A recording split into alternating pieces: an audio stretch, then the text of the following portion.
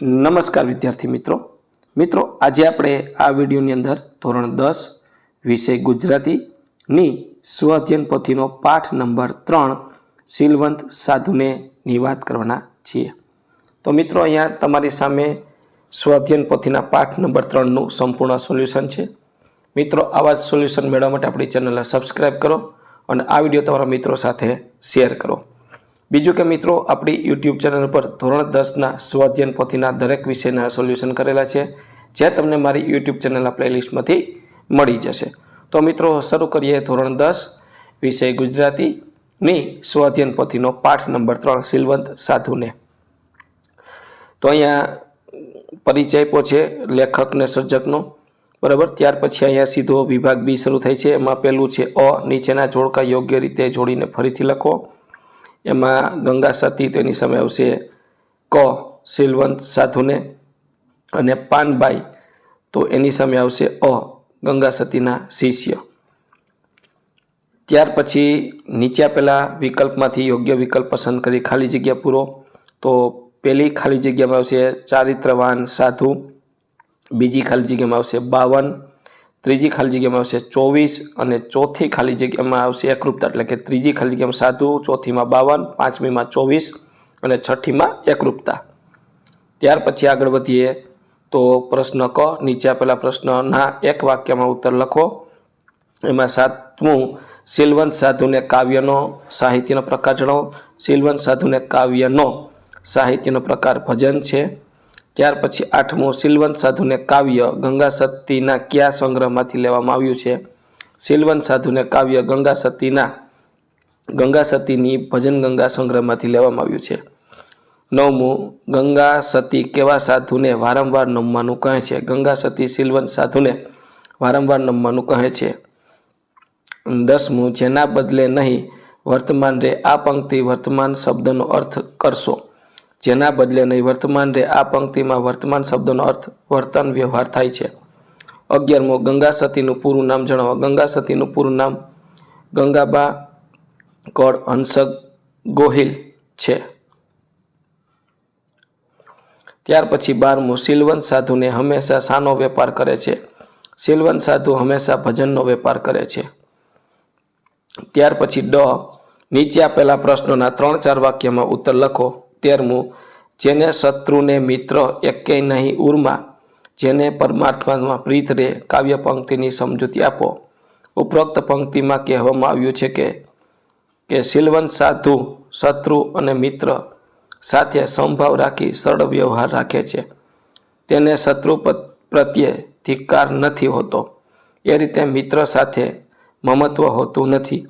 તે નિરુત્સાહી હોય છે, એનું મન કાયમ પ્રભુ સ્મરણામાં પોરવાયેલું હોય છે। ત્યાર પછી 14મું ગંગા સતી પાનબાઈને કેવી વ્યક્તિને સત્સંગ કરવાનું કહે છે।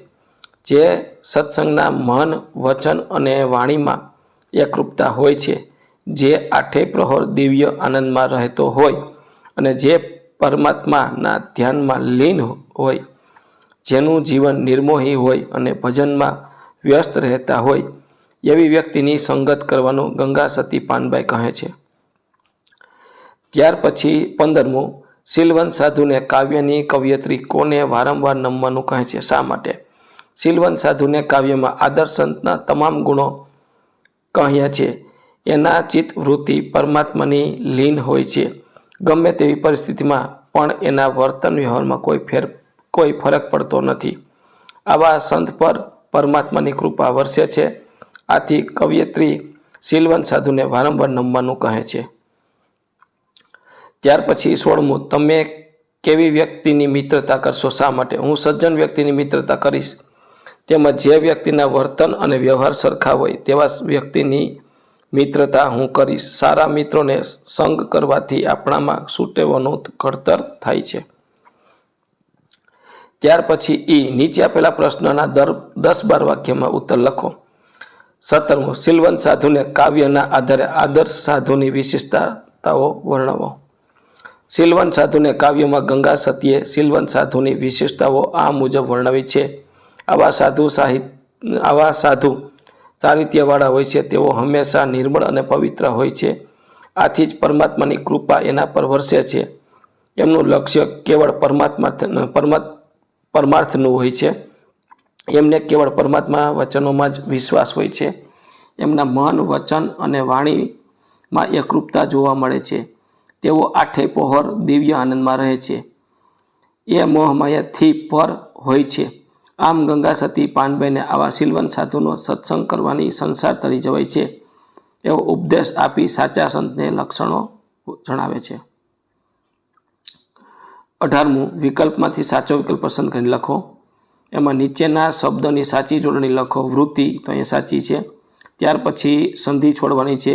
વિ વત્તા અવહાર, અભિ વત્તા આસ, પછી પરમ વત્તા અર્થ તો પરમાર્થ. ત્યાર પછી આપણે સમાસ કહેવાનો છે. મન વચન તો દ્વંદ્વ સમાસ, શીલવંત તો કર્મધાર્ય સમાસ. ત્યાર પછી આપણે કયો પ્રત્યય લાગે છે કહેવાનો છે. મહેરબાન તો પર પ્રત્યય, પરમાર્થ તો એક પણ પ્રત્યય નહીં. ત્યાર પછી સમાનાર્થી શબ્દ મહેરબાન તો દયાળુ અને શીલવંત તો સદાચારી.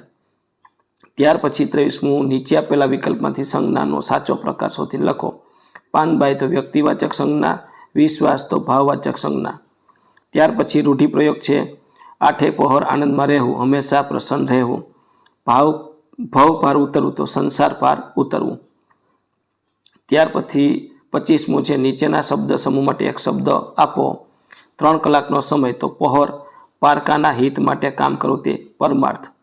ત્યાર પછી વિરુદ્ધાર્થી શબ્દ પરમાર્થનો સ્વાર્થ, નિર્મળનો મલિન. ત્યાર પછી તળપદા શબ્દનું શિષ્ટ રૂપ લખો. રૂઢી તો સારી, રેવે તો રહે, પોર તો પ્રહર, મહારાજ તો મહારાજ. ત્યાર પછી નીચેના વાક્યોમાંથી વિશેષણ શોધીને તેનો પ્રકાર જણાવો. તો અહીંયા સદાય છે એ સમયવાચક વિશેષણ છે. આઠે તો સંખ્યાવાચક વિશેષણ છે. નીચેના વાક્યોમાંથી ક્રિયા વિશેષણ શોધીને તેનો પ્રકાર જણાવો. સદાય તો સમયવાચક, વારે વારે તો સમયવાચક. ત્યાર પછી ધ્વનિ ઘટકો છૂટા પાડો. વૃત્તિ, પ્રીત, નિર્મળ અને શત્રુ, આ રીતના એમના ધ્વનિ ઘટકો છે. ત્યાર પછી આગળ જોઈએ તો અહીંયા વિભાગ ડી આવ્યો છે. વિચાર વિસ્તાર કરો. હે હીન જન્મે નવ હીન માનવ, કે હીન કર્મે કરી હીન માનવ. તો આનો આપણે વિચાર વિસ્તાર જોઈએ. તો આ રીતનો આપણો વિચાર વિસ્તાર છે.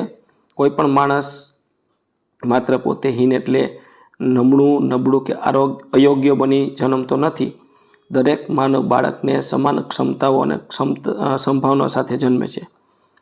તે ભલે કોઈ ગરીબ ઘરમાં જન્મે, અમીર ઘરમાં કે કોઈ પછાત જાતિ કે ઉન્નત જાતિમાં જન્મેથી જ કોઈ હીન ગણવું એ અયોગ્ય છે. બરાબર. અર્થાત માણસ પોતાના કર્મોને લીધે હીન બને છે. તેનો વર્તન, વિચાર, નિયત આચરણ પ્રમાણે જ તે અયોગ્ય કે નમણું માનવામાં આવે છે. જો કોઈ ખરાબ કામ કરે અને બીજાને દુઃખ આપે, અસત્કર્મ કરે, તેવો તે કર્મો તેને હીન બનાવે છે. આ પંક્તિઓ આપણને ભવિષ્યદર્શી સંદેશ આપે છે. જન્મથી કોઈ નબળો નથી હોતો, પરંતુ માણસ પોતાના કર્મોથી પોતાનો દરજ્જો નક્કી કરે છે. તો આપણે સત્કર્મ કરવાનું પ્રેરણાદાયક પાઠ શીખવે છે અને કહે છે કે માનવજાતમાં સમાનતા છે, તફાવત છે તો આ માત્ર ક્રિયાઓ અને વિચારધારામાં. તો મિત્રો, આ તો આપણું ધોરણ 10 વિષય ગુજરાતીની સ્વ અધ્યયન પોથીના કાવ્ય નંબર 3નું સંપૂર્ણ સોલ્યુશન જોયું.